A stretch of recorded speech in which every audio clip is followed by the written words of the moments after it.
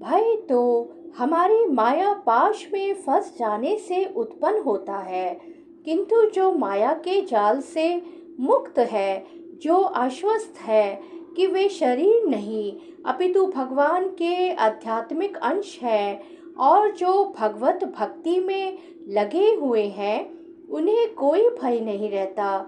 उनका भविष्य अत्यंत उज्जवल है। यह भय तो उन व्यक्तियों की अवस्था है जो कृष्ण भावनामृत में नहीं है। अभयम तभी संभव है जब कृष्ण भावनामृत में रहा जाए। अहिंसा का अर्थ होता है कि अन्यों को कष्ट न पहुंचाया जाए। जो भौतिक कार्य अनेकानेक राजनीतिज्ञों, समाज शास्त्रियों, परोपकारियों आदि द्वारा किए जाते हैं, उनके परिणाम अच्छे नहीं निकलते, क्योंकि राजनीतिज्ञों तथा परोपकारियों में दिव्य दृष्टि नहीं होती।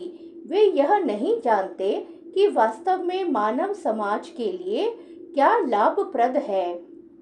अहिंसा का अर्थ है कि मनुष्य को इस प्रकार से प्रशिक्षित किया जाए कि इस मानव देह का पूरा पूरा उपयोग हो सके। मानव देह आत्म साक्षात्कार के हेतु मिला है, अतः ऐसी कोई संस्था या संघ जिससे उद्देश्य की पूर्ति में प्रोत्साहन न हो, मानव देह के प्रति हिंसा करने वाला है। जिससे मनुष्य के भावी आध्यात्मिक सुख में वृद्धि हो, वही अहिंसा है। समता से, राग द्वेष से मुक्ति घोषित होती है। न तो अत्यधिक राग अच्छा है और न अत्यधिक द्वेष ही। इस भौतिक जगत को राग द्वेष से रहित होकर स्वीकार करना चाहिए। जो कुछ कृष्ण भावनामृत को संपन्न करने में अनुकूल हो, उसे ग्रहण करे, और जो प्रतिकूल हो, उसका त्याग कर दें। यही समता है। कृष्ण भावनामृत युक्त व्यक्ति को न तो कुछ ग्रहण करना होता है, न त्याग करना होता है। उसे तो कृष्ण भावनामृत संपन्न करने में उसकी उपयोगिता से प्रयोजन रहता है। तुष्टि का अर्थ है कि मनुष्य को चाहिए कि अनावश्यक कार्य करके अधिकाधिक वस्तुएं एकत्र करने के लिए उत्सुक ना रहे। उसे तो ईश्वर की कृपा से जो प्राप्त हो जाए, उसी से प्रसन्न रहना चाहिए। यही तुष्टि है। तपस का अर्थ है तपस्या। तपस के अंतर्गत वेदों में वर्णित अनेक विधि विधानों का पालन करना होता है, यथा प्रातःकाल उठना और स्नान करना।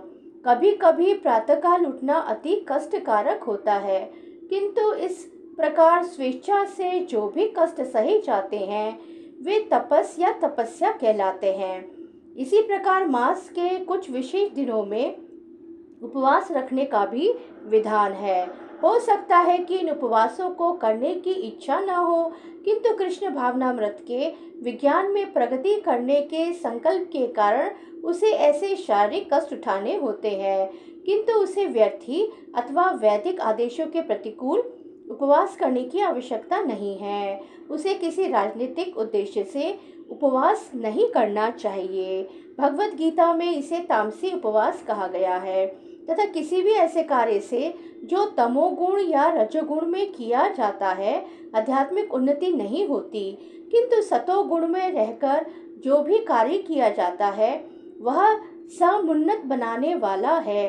अतः वैदिक आदेशों के अनुसार किया गया उपवास आध्यात्मिक ज्ञान को समुन्नत बनाता है। श्री कृष्ण शरणम ममः। श्री कृष्ण शरणम ममः। श्री कृष्ण शरणम ममः।